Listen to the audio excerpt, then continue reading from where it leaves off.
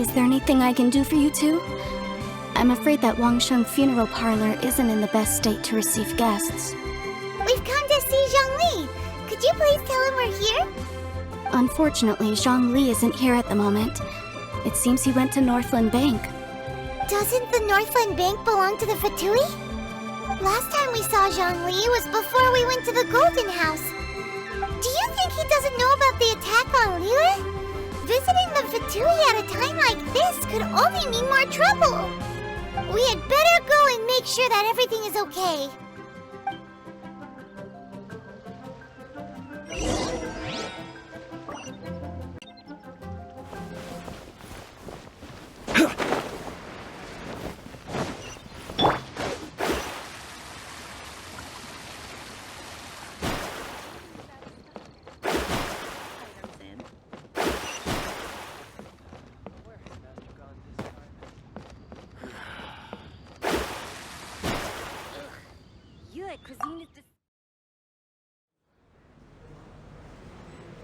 You call this cooperation between Harbingers? Cooperation involves communication, you know. Don't take it to heart, child. Besides, aren't you happy that you got to skip the formalities and bring chaos to the land? I'm sure you must have enjoyed that. Oh, it seems that some of your friends have arrived.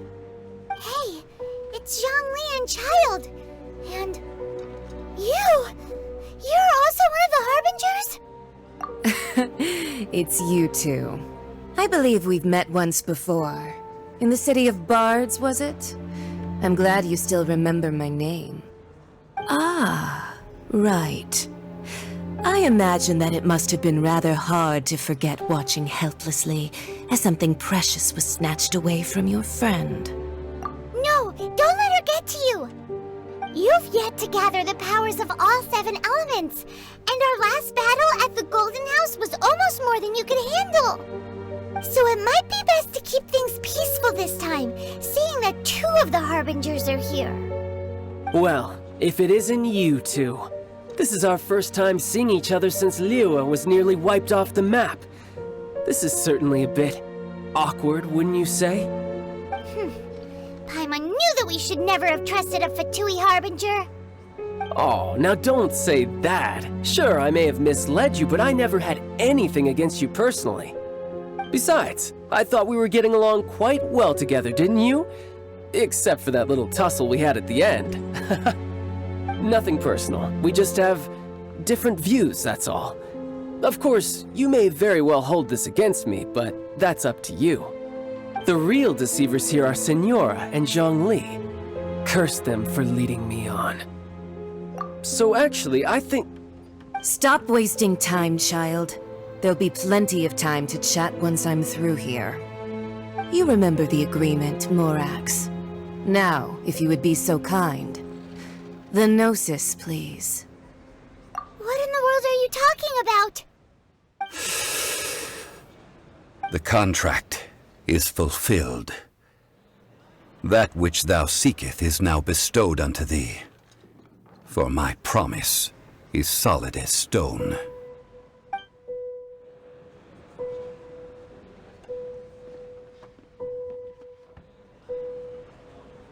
How sanctimonious. What? So you're the Lord of Chio? No, wait! That's an exciting twist and all, but why give the Gnosis to the Fatui? I do not give it for free. I give it as agreed upon in the contract. For it is a matter solely between the Tsaritsa and I. Yeah, you don't think you went a little bit too far with that whole fake death thing? Everyone was preparing the ceremony for you and splat! This big dragon falls out of the sky and all of Liyue goes into an uproar. Talk about a disaster. Gathering all the forces that had been bubbling behind the scenes, and then stirring them together in a pot that was bound to boil over. That's what he wanted to see, am I right? Wait, what? Perhaps it's best that I explain. As you know, I've dwelt upon this world for more than 6,000 years. I witnessed the founding of Liyue, together with the Adepti 3,700 years ago. Even boulders that can withstand whirlpools will erode with the passing of time. I kept convincing myself that cracks had not begun to form, and that the end of my time had not yet come. Until one drizzly day, as I was strolling along the harbor, I heard a merchant tell one of his workers, "You've finished your duties. Go ahead and call it a day." I stood motionless among the crowds, asking myself, have I already finished my duties? Oh, Zhongli. But as I began to consider relinquishing my divine role, I soon discovered that many reasons still remained to not hastily depart. Was Liyue, the city I had dwelt in for so long, already prepared to enter its next age? I decided that a test was needed in order to reveal the answer. So I feigned my own death, and gathered the cast of Child, the Adepti, and the Liyue Qixing to play their roles together on the stage that was Liyue. Indeed I was. The gnosis which I had kept for so many years suddenly seemed to have lost its meaning. That's right, which is why I continued to safeguard the gnosis until now. So you mean that if the chaos ever reached the point of no return, you would simply appear and use your divine powers to bring Liyue back under control? Of course, and it would have been all too easy for him too. Just as a child quickly matures after losing their parents, so has Liyue matured when faced with the death of its deity. I was pleasantly surprised with the finale of the show that you all put on. Why, you even deserved an encore. The Adepti deserve the greatest applause, considering their years of seclusion. They hardly recognized the city, yet faced with such a crisis, they exerted the greatest amount of restraint. Not only did they manage to cooperate with the Qixing, but in the end, they even tried to understand the heart of the people. And hats off to the emissary dispatched by the Cryo Archon to fulfill our contract, Signora.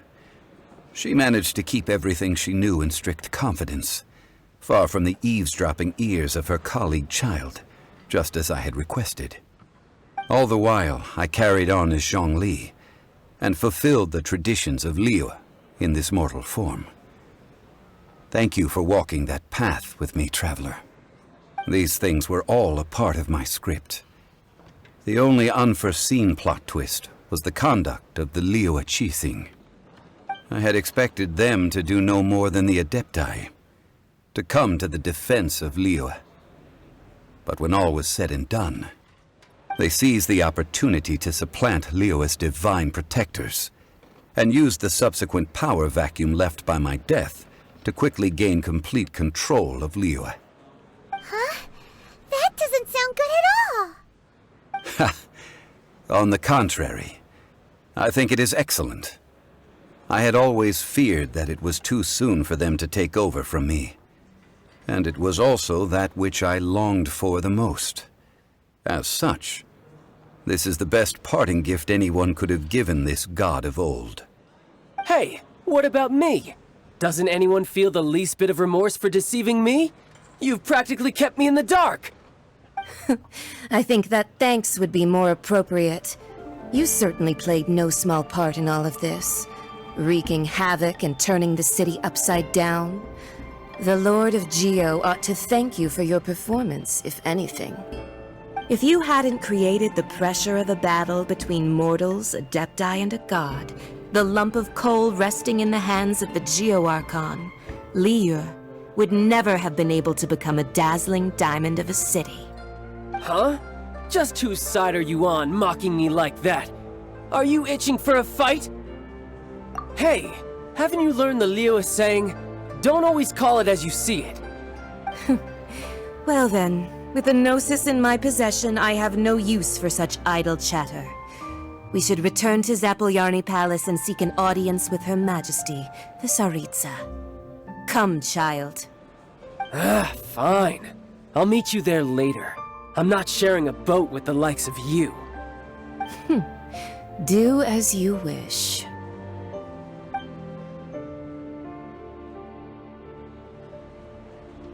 Now then, is there anything else you wish to ask me?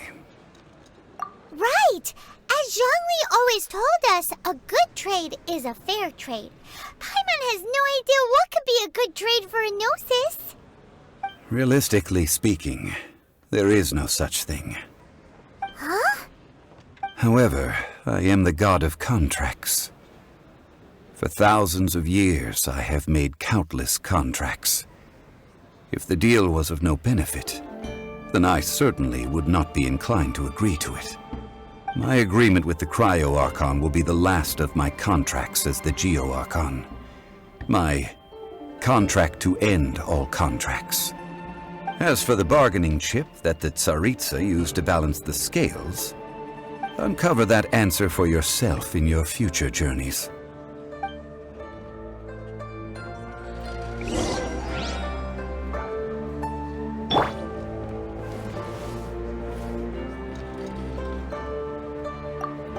Paimon can't absorb so much information at once. So, Zhongli, what sort of contract did you sign with the Cryo Archon? Paimon's so curious. One of the clauses of our contract was not to divulge any of its contents.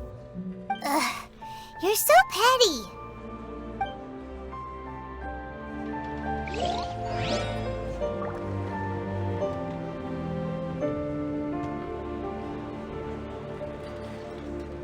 Today's the day of the rite of parting.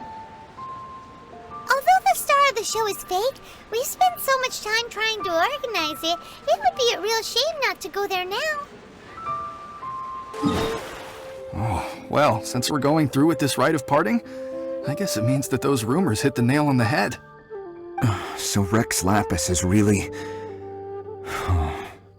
But they didn't catch the culprit, did they? Oh, come on. Do you think that the assassin could have been a normal person? You know what I think? I don't think any of the gossip on the streets you hear from those shady types is worth anything. There's only one real possibility in my mind. I've heard that the assassin was that Fatui fellow. Youngish, pretty high in rank. I think they called him Child. The Fatui? They certainly are very suspicious. Who knows what those greedy, crooked folks... Shh! Lower your voice. If the Fatui catch you in their sights, Rex Lapis won't be around to protect you this time.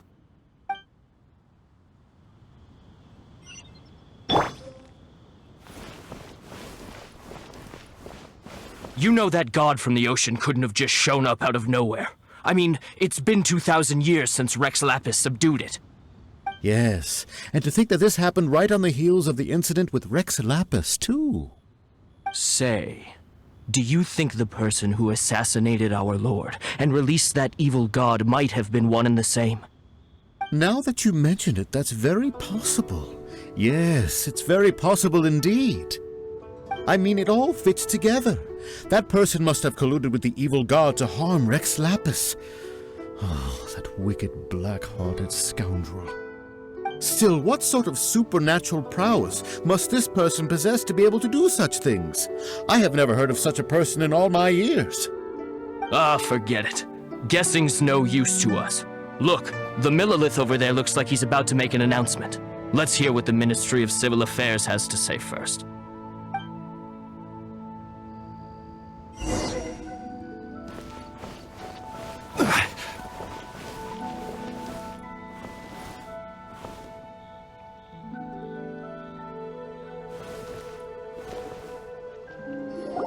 Hear ye all!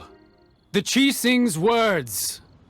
Though a dragon soars ageless as the mountains, it too must return to dust. This is common knowledge.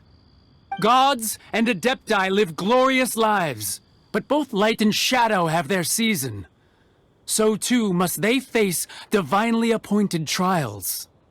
Rumors and hearsay abound on the streets that Rex Lapis was murdered. Now, let the truth be revealed. Having been thwarted in his trial, Rex Lapis's soul has recouped the celestial heights. He beseeches the people of Liyue to grieve not, and to let not their hearts be saddened. Nor are they to believe street-born rumors, or indulge in baseless speculation.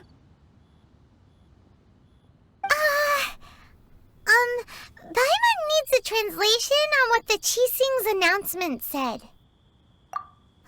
So that's how they're spinning it. Something feels off. Why would they suddenly give up looking for the murderer? Not to mention how this excuse sounds like something they just made up on the spot. Could the Qixing already have known that Rex Lapis wasn't dead? But Zhongli said that neither they nor the Adepti knew anything. Did Zhongli tell them in secret after his gnosis changed hands? Exactly, right? Ooh, seems like the rite of parting has been going on for a while now. Let's go have a look.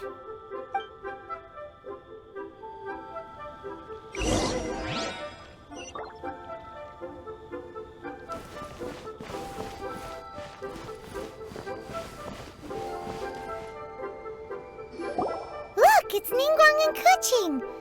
Are they saying something? Are their speeches over? As said previously, Rex Lapis's soul returning to the heavens is the end of the contract. And it is also the end of an era. 3,700 years of contracts burnt and reduced to ash. We, the people of Liyue, were indeed prosperous. But blinded by our prosperity, we forgot that time can be pitiless. The long, unending dream of our Archon walking among us. Now that we have awoken from our dream, we must learn to say farewell.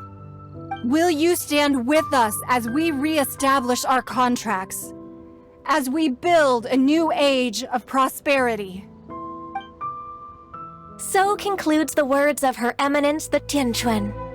Does Her Eminence the Yuheng have anything to add? Huh? Is she looking this way? Traveler.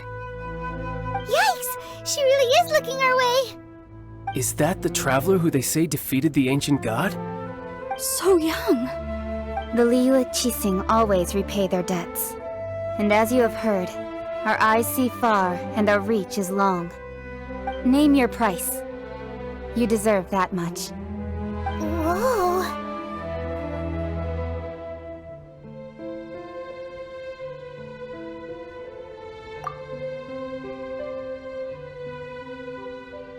Well, could you help me put up some missing person posters?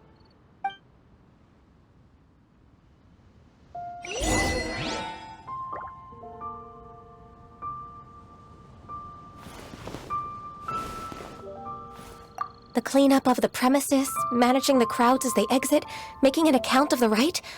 There's much that remains to be done. I didn't miss anything, did I?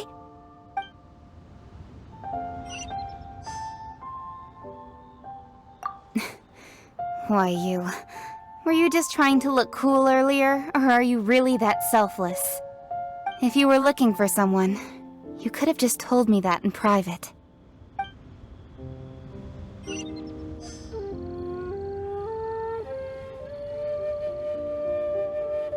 Roping you in was possibly the most masterful move we could have made.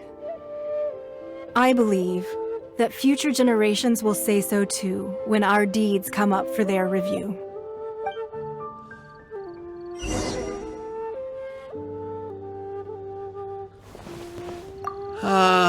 Rex Lapis.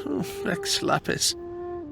Now that I think about it, if everyone's of the same mind as me, perhaps mementos for Rex Lapis might be the best short-term business opportunity.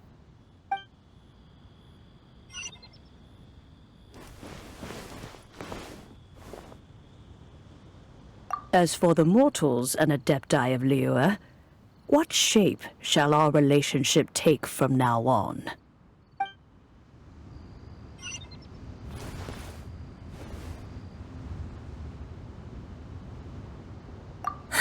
And to think I'd put my best perfume on before coming here, thinking you'd like it. But it seems as if those perfumes really were meant to be offered to Rex Lapis. Well, that's fine. Suffer no rivals in love, they say. And that's 3 gone in 1 stroke.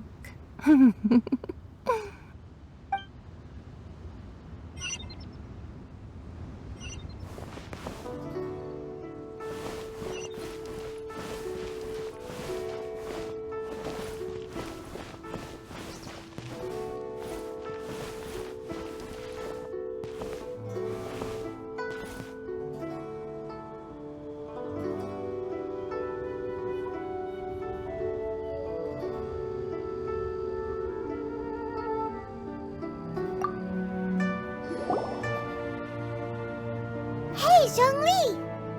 Look at this. Everyone in Liyue is caught up in their emotions, thinking that they'll never see Rex Lapis again. And here you are looking all relaxed. Why would I not feel more at ease after laying down the burden I have borne for 3,700 years? Right, if the 2 of you can spare the time, I should treat you to a meal at the Liyue kiosk. Ha!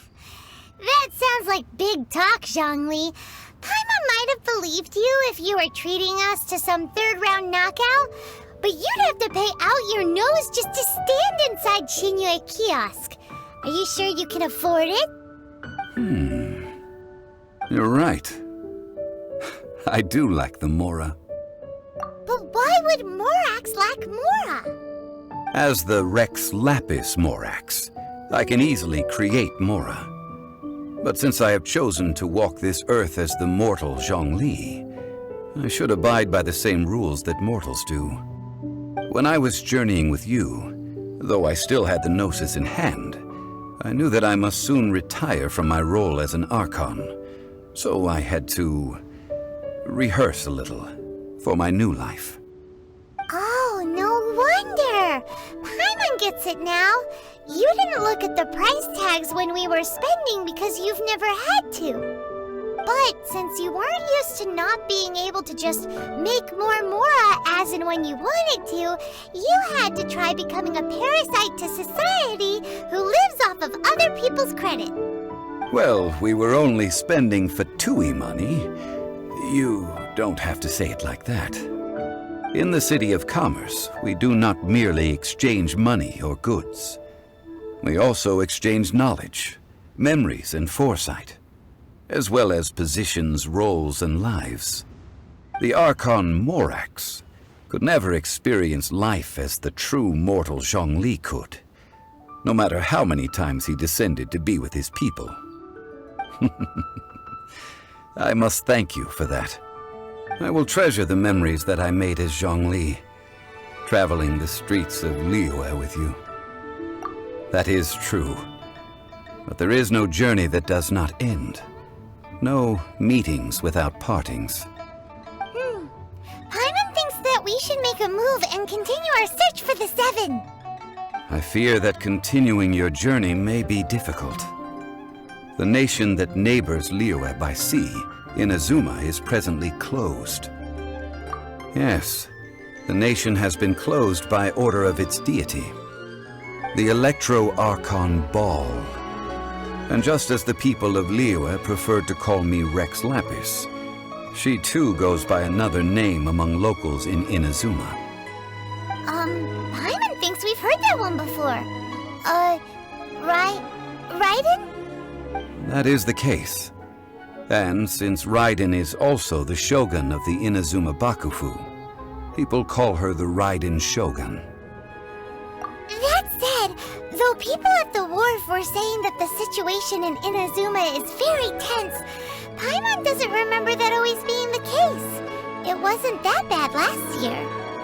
Zhongli, since you're Rex Lapis, shouldn't you know something about what's happening there? Just how did Inazuma become a closed nation? It's because of visions. Visions? When faced with circumstances beyond their control, humans often bemoan their lack of power. But if a person shows true strength of will at a desperate and fateful moment in their life, the gods will look upon them with favor. This is what visions are. Magical foci bestowed upon those who have been acknowledged by the gods. Uh-huh.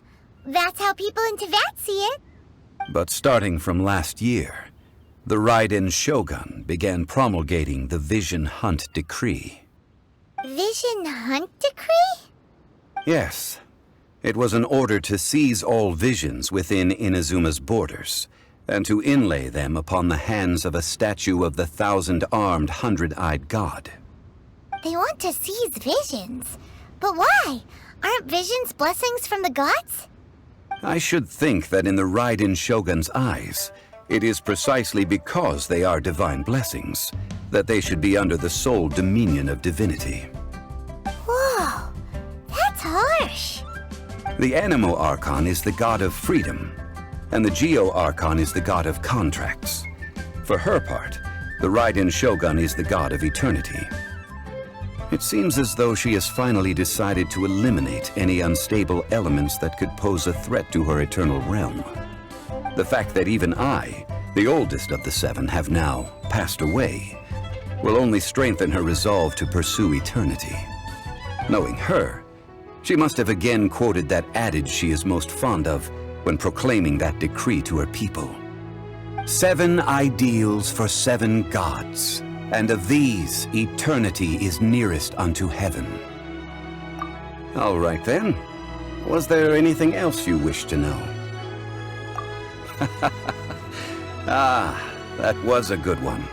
Failing a divine trial. How they came up with that excuse, I will never know. That said, the reason why the Qixing were so eager to resolve the incident and stop pursuing the culprit was indeed because they received news in secret that Rex Lapis was not dead. I hinted as much to the Adepti as well. How did I accomplish that, you ask? Have you ever heard of this particularly convenient Adepti art known as gifting dreams and visions? All right then. Was there anything else you wish to know? Yeah, about that. Before the Qixing made their announcement, we listened to a lot of people talking on the way. Most of them put the blame for everything on Child. These are indeed false accusations. But it remains undeniably true that Child did send people to the Jade Chamber to prevent the Adepti and the Qixing from defeating the ancient god. I've heard that Ningguang is busy milking that for all it's worth on the foreign relations front at the moment, browbeating the envoys of the Fatui. Ha! Those poor Snezhnayan diplomats. If it were not for Child's exalted position as a harbinger, I'm certain that they would have shifted all the blame to him and called for his dismissal by now. All right then. Was there anything else you wish to know? That's right. Zhongli, now that you don't have your gnosis, what's going to happen to all the Mora in Teyvat? Since Morax is dead, are they all just gonna disappear? Also, isn't the Golden House the only mint in the entire continent? Will it even continue to work? The Mora present now will not vanish. But the Golden House will indeed have to cease operations for a lengthy period of time, since creating Mora requires the use of the Geo Archon's power. This is terrible! We're all about to run out of Mora! The world is coming to an end! Yes, this is indeed a major issue from a financial standpoint. Well, I suppose we'll just leave such troublesome matters to the Liyue Qixing to debate. Then, did you at least set some private funds aside for yourself? Oh, a private fund. This does seem like a good, logical, common-sense idea. It's a shame. What's a shame? It's a shame that I didn't think of it at the time. All right then. Was there anything else you wish to know? The time of the Adepti has long passed. If even the Liyue Qixing don't want to face that truth, then what future is there for Liyue? Kuching is absolutely right in saying this. Now, Though I did laud Ningguang's desire for power, believing this to be a good thing, and thought as a matter of course that she must have been behind the Qixing's plan to take governing power over Liyue from the hands of the gods and Adepti. Could the original person who brought up the idea of seizing power have been... All right then. Was there anything else you wish to know? Well then, I suppose you'll have to find a way to get inside this closed nation. Have patience. I suspect that some serendipity must first come into play.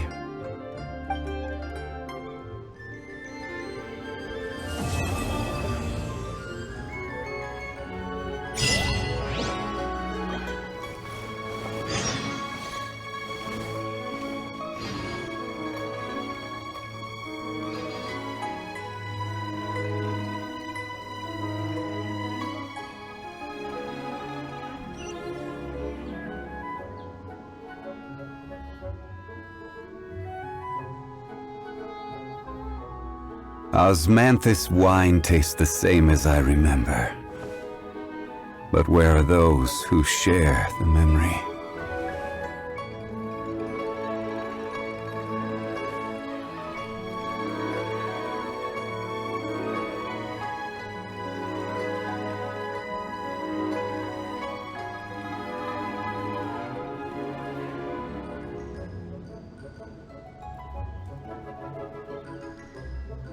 Every journey has its final day.